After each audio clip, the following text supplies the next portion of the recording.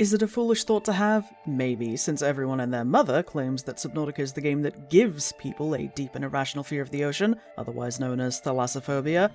Barometric depth gauge activated. However, I've always had the feeling that a lot of the talk around Subnautica inducing thalassophobia in people was mostly for the memes of it all, and for good reason. There are plenty of spooky, scary fish in these games. You are being hunted. Why would you say that? Oh god. But for me, it isn't a meme. I actually have this fear, and it hounded me the entire way through the first game. I had to have creature aggression turned off, and my brain still freaked out. The underwater visuals alone were enough. Nonetheless, through determination and musical distractions, I was able to finally finish the game for the first time since buying it back in early access. Point is, I have a very strong fascination with the ocean for someone whose brain seems hardwired to hate everything about it, so colour me surprised when I began to play Subnautica 2 and didn't find myself having the same issues. Oh, the anxiety kicked in a couple of times here and there, but never to the degree that it did in the first game. For the majority of the time playing, I was actually doing really well. Even when I encountered hostile creatures, I never really shied away from confronting them. Using both the dash biomod and the air bladder allowed me to very quickly get myself out of danger, or at least dodge around things that were attacking me like the marrow breach. And it's not like Subnautica 2 has fallen short in any way. I love the new world they've put together. The story is very interesting, and the biopunk/transhumanism elements have worked wonders making this feel distinct from the first game. That being said, there was a moment where the irrational screaming lizard part of my brain finally emerged from its apparent coma, and if you've played far enough into the early access, you know exactly when this happened. Let's get into it, shall we?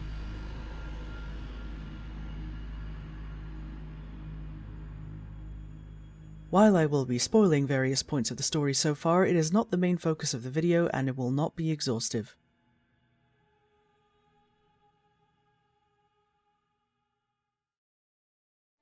Now, we don't start in the safe shallows, at least not yet. Instead, we clamber out of a biobed in a freshly printed body because Altera has figured that taking a brain scan of its dead slaves and printing them when they die is less costly than performing something as luxurious as a rescue. Plus, this way there's no recovery time eating into productivity, just reprint and go.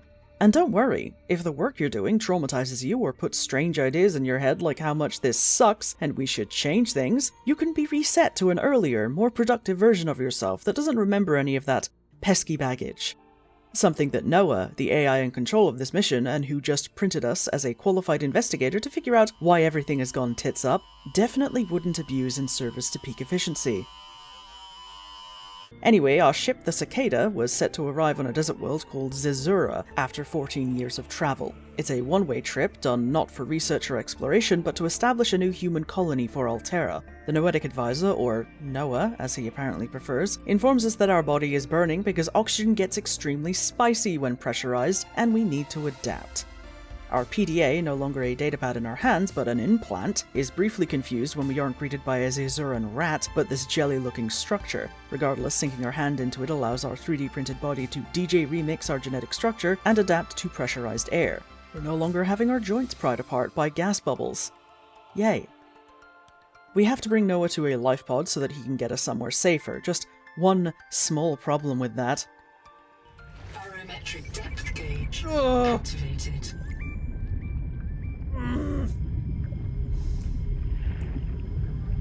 Oh, fuck you. Obviously, getting dropped into this situation right at the start was a test, a cruel one, but one that I passed with a lot of hissing and swearing, as we have to manually release the clamps keeping the life pod from launching. And I just kept looking at these weird crab leg structures expecting them to move at any moment. Despite how deeply unpleasant this ordeal is, I don't take that long to get it over with. Thinking back to how the first game made me feel, I can't help but see progress here. Yes, I'm uncomfortable, my brain is screaming a little, but I'm able to do it in a reasonable window of time. Now, Noah informs us that we've made violent planetfall, he has no idea where the pioneer colonists are, and there's apparently 40,000 individuals stored in quartz memory waiting to be printed for the new colony, which is both cool and horrifying to think about. It's reminding me of Soma and the philosophical conundrum of which version of you is the real you, the newly spawned version or the source material. Naturally, this is a life pod in a Subnautica game, so launching is a silky smooth experience, and I'm 100% convinced that there will eventually be some kind of creature we see outside the pod as it leaves this horrible sinkhole. Oh, that looks like a really big leg and I don't like it. Thruster function restored. Brace for corrective reorientation. I hate this. I hate this. Collision. Obstructions detected. Increasing thrusters. Releasing parachute. Release firing mechanism failure. Brace for impact. Yep. Yeah, that's correct. That feels correct. Oh my god. Starnav does not recognize the sky. Fuck do you mean you don't recognize the sky? Titan-class biosignature on the horizon. Oh! You are not on Zezura, Pioneer. No shit! No shit I'm not on the desert world. Oh god. Okay. Once I'm actually in the water, I get distracted looking at everything, and specifically by the reef rabbits. Hello. Hi. Hello.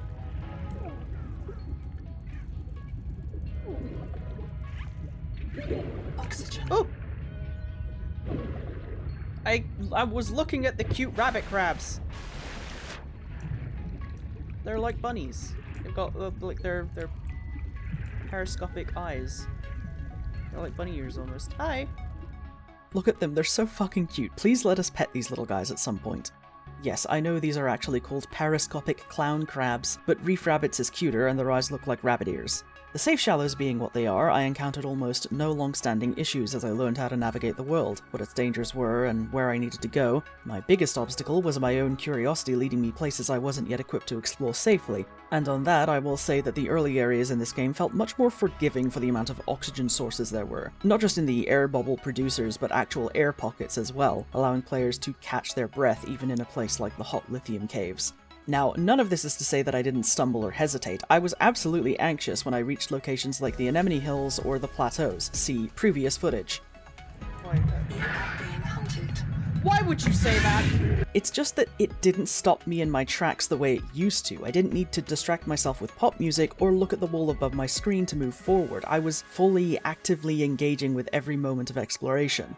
More than anything else, I took way too long to find lead, because I didn't build a scanner until I was hours in, and by that point I knew more or less where to find shit. You know, except the goddamn lead. Also, silver, that was a sticking point for a little bit, until I navigated the Dolerite Spires area, which I think I named the Sparse Pillars once I started putting down beacons.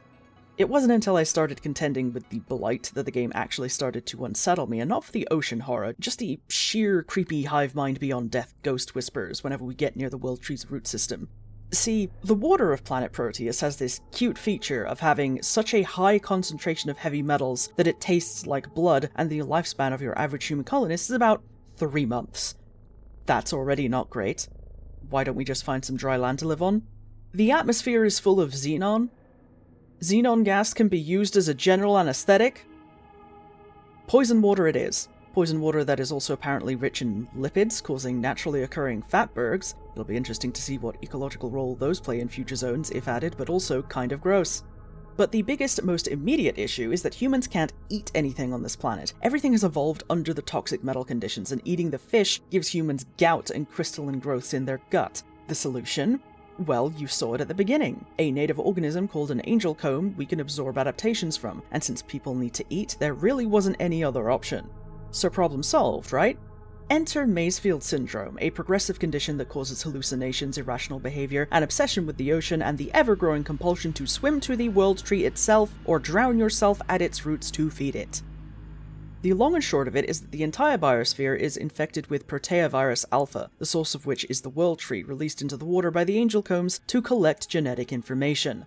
That's why the combs are perfect donors for adaptation. They're basically an organic registry for everything that makes life work in their surrounding area. But similar to the heavy metals in the water, life on Proteus seems to have evolved alongside it, so it's not affected by it the same way humans are, or at least, not to such devastating results. To me, it feels like a lot of the more confusing or open-ended behaviors of the local wildlife are geared towards the redistribution of nutrients throughout the ocean.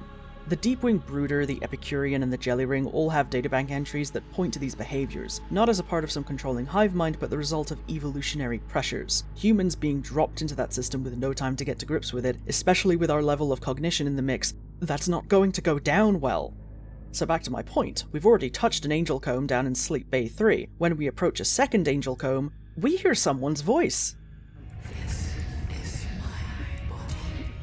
And later on, when I find that first viral bloom under the big coral dome, there are all kinds of spooky lines whispered to us.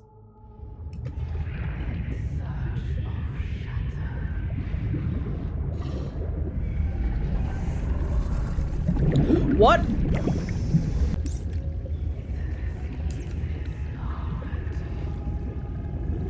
The disease is armored.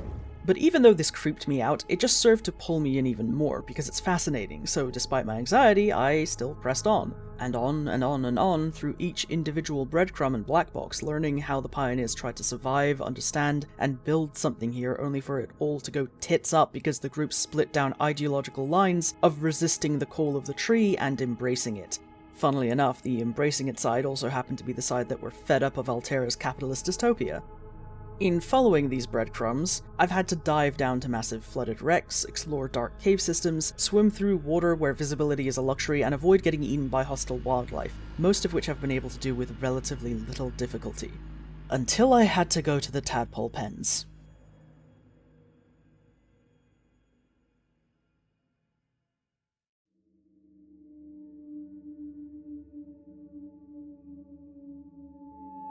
Now, the Pens are an old base clinging to the precarious edge of a large trench, overshadowed by the towering thermal vents of the graveyard behind it. Within this base, we can find a Noah node and an occupied biobed. We're told that this node is sustaining a ghost, a mind we can't reconnect with a body because there isn't enough to print. But we can talk to it. Briefly. And I'm again reminded of Soma, where we have to talk to a brain scan and it freaks out if what it wakes up to isn't something the brain can rationalize. Here, we talk to what's left of Sophie Boucher, the surgeon and leader of the pioneers, whose voice we've heard multiple times already through recordings, from her welcoming newcomers alongside ecologist Nahima Nakoda to the eventual breakdown of their group as she tried to stop Nahima from destroying the colony. This conversation is unsettling on an existential level. This isn't Sophie, not really, just enough of her digital scan to predict what she would say. And one of the first things she does is ask who you are, leading to a range of options.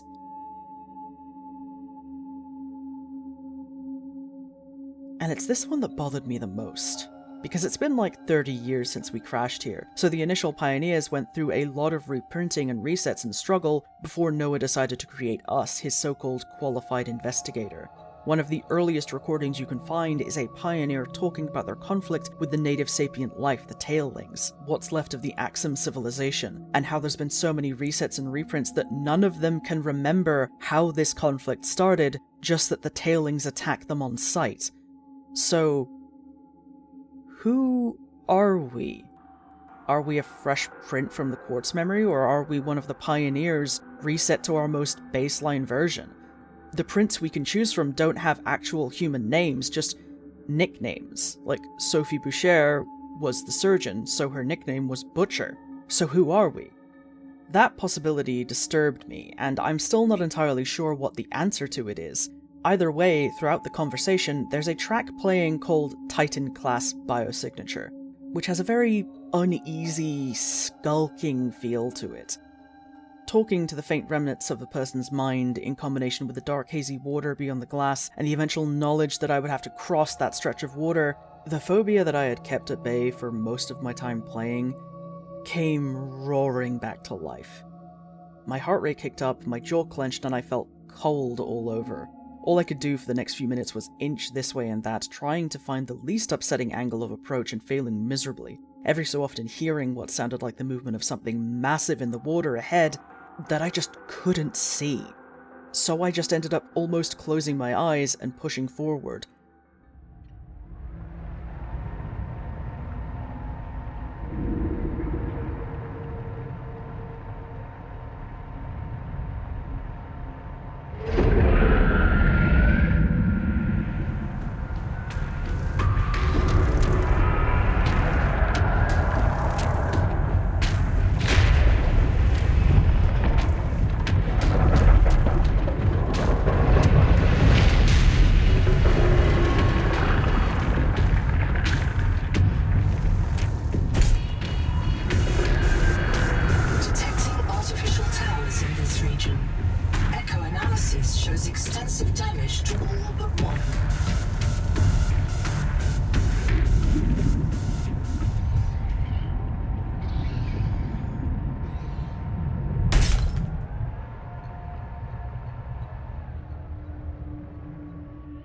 Needless to say, this left me a clammy wreck for a few minutes.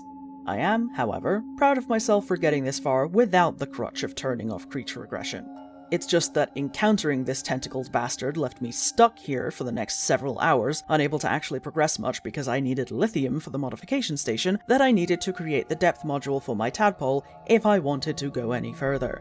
And this is how you know my brain really is wired like this, because even when I did have mods enabled, I still wanted absolutely fuck all to do with the collector, to the point of inching my way down the trench wall so I swam beneath his notice, every second of which I had all of my everything clenched and my breath held until I finally ascended to the graveyard. My entire body relaxed as soon as I was out of the trench.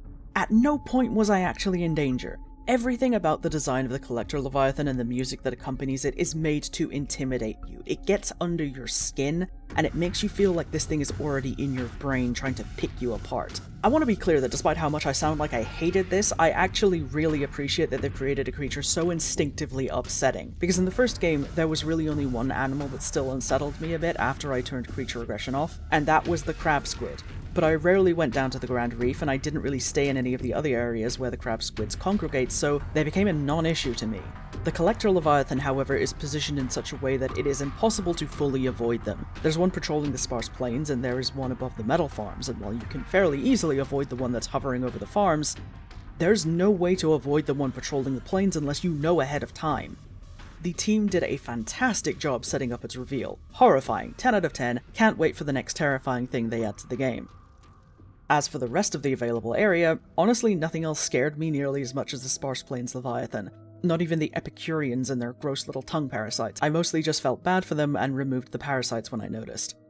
I am, however, very excited and invested in the unfolding story, especially with regards to the ultimate fate of the World Tree and what the future civilization of this planet will actually be comprised of, because I honestly think that humans colonizing the galaxy through seeding ourselves on different planets and diverging into subspecies based on the pressures of those planets is the most likely thing to happen if we get to that point. Adapting our bodies to the environment makes more sense than trying to Iron Man it, so things like this, very interesting to me. Anyways, that's been my Subnautica experience so far, and if you haven't already, you should absolutely go play Subnautica 2. Hell, play the first game if you haven't. It's still good.